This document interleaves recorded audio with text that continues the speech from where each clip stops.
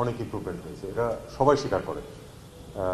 15 বছরে র্যাব যা কাজ করছিল সেই তুলনায় এখন কমপ্লেন থাকতে পারে কিছু, কিন্তু ডেফিনেটলি অনেক ইমপ্রুভমেন্ট হয়েছে। একদিনে সব শেষ হয়ে যায় না, এটাও আমরা জানি, কিন্তু এই সরকারের প্রচেষ্টার কোনো অভাব নেই যে কারো যেন মানবাধিকার এভাবে লঙ্ঘিত না হয়, কেউ যেন গুম না হয়, কেউ যেন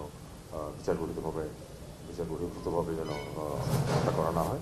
সে ব্যাপারে আমাদের কমিটমেন্ট 100% আছে। 100% কমিটমেন্টের পরেও হয়তো 100% সবসময় ফলাফল পাওয়া যায় না, এটা হতে পারে, কিন্তু আপনারা বিরাট ইমপ্রুভমেন্ট সবাই লক্ষ্য করেছে, আমি শিওর যে আপনারা লক্ষ্য করেছেন। ডিজিএফআই এর মতো প্রতিষ্ঠান পৃথিবীর প্রত্যেকটা দেশে আছে, এটা তারা বললেই তো হবে না। এখানে 40টা রিকমেন্ডেশন তারা দিয়েছে, যেগুলি আমাদের কাছে গ্রহণযোগ্য মনে হবে আমাদের এবং আমাদের পরের সরকারের কাছে, তারা সেগুলো করবে। সবই যে করা যাবে এমন কোনো কথা নেই।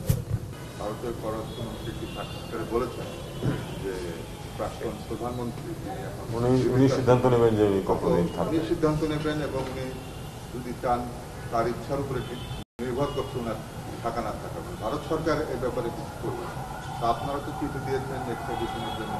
তো এখন ওনার এই মন্তব্যের পরে আসলে আপনাদের অবস্থানটা কি? আমরা কি করতে পারি বলুন? না, কি করণীয় সেটা আপনি?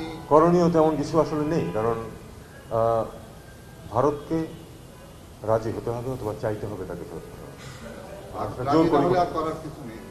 রাজি না হলে আসলে তো করার কিছু না, আমরা রাজি করানোর চেষ্টা করতে থাকতে পারি।